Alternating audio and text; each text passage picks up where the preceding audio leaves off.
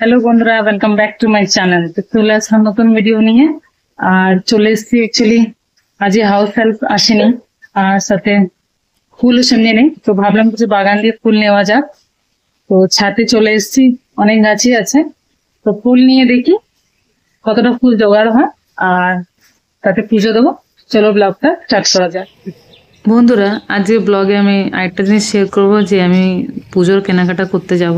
পুজো তো এসেই গেল, আর হয়তো বেশি দিন তো একদমই নেই। তো কেনাকাটা তো শেষ নেই ভাই, কিছু না কিছু কেনা হতেই থাকে। তো আজকে কিছু কেনার আছে, আজকে স্পেশালি মেয়ের জন্য কিছু কিনবো, সেটাই জন্য বেরোবো।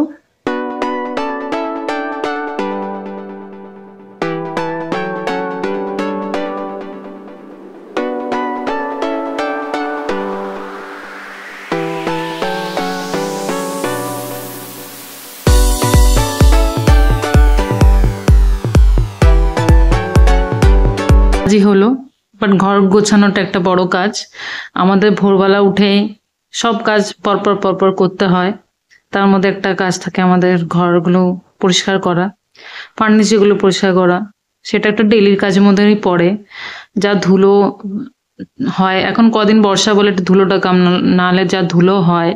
তো সেভাবে একটা ডেইলি একটা ক্লিনিং দরকার হয়, যেটা ফার্স্ট ক্লিনিং বলে।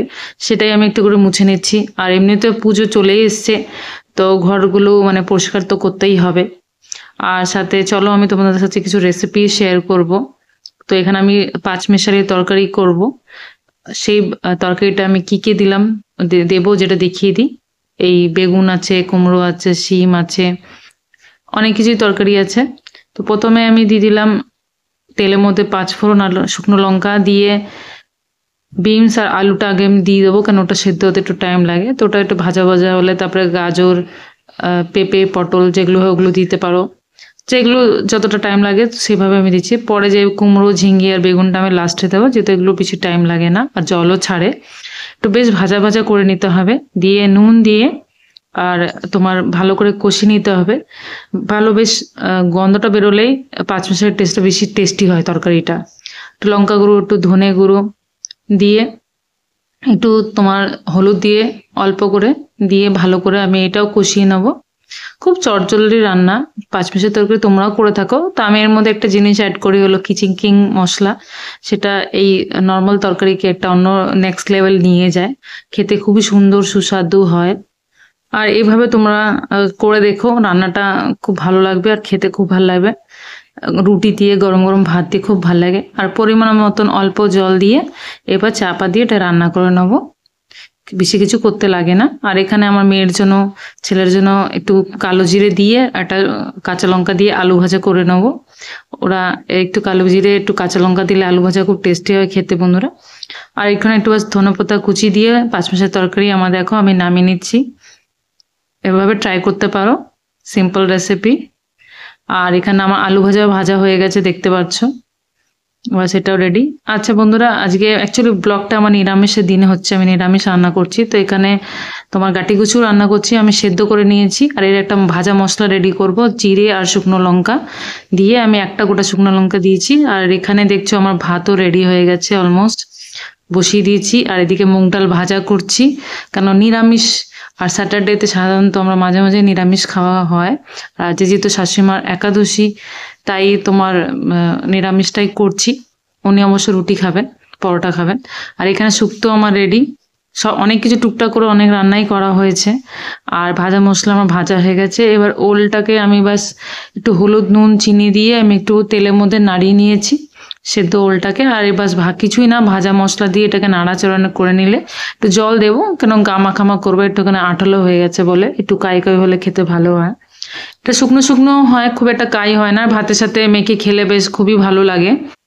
আর মেন এটা কিছুই না, এর মধ্যে মেন যেটা হলো ভাজা মশলা। এটা সিম্পল ভাজা মশলা দিয়ে রান্না হয় এই গাটি কচুটা।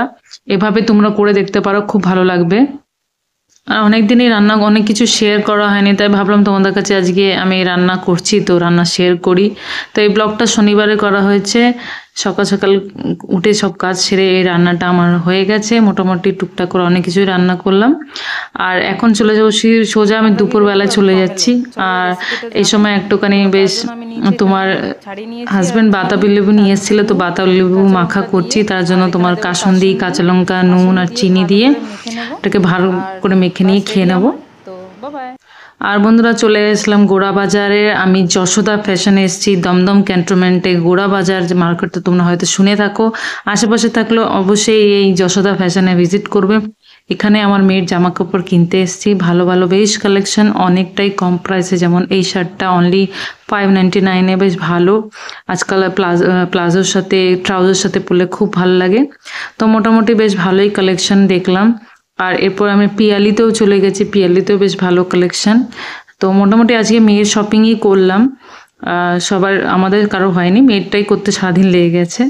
বাস মোটামুটি বেশি কিছু কিনিনি, এই কটা জামা কিনে এবার বাড়ি চলে যাব। বাড়ি যাওয়ার আগে আমরা একটু আইসক্রিম খাচ্ছি, বেশ গরম লেগে গেছে, কারণ বর্ষাকালে একটা বিচ্ছিরি গরম ছাড়ে, আর তাতে মনে হলো একটু আইসক্রিমটা খাই। তাই দুজন আইসক্রিম খেয়ে এবার রিক্সাতে বসে পড়বো আর বাড়িতে চলে যাচ্ছি। বন্ধুরা আজকে একটা শর্ট মিনি ব্লগ দিয়েছি, আশা করি তোমাদের ভালো লাগবে। তো bye bye and take care.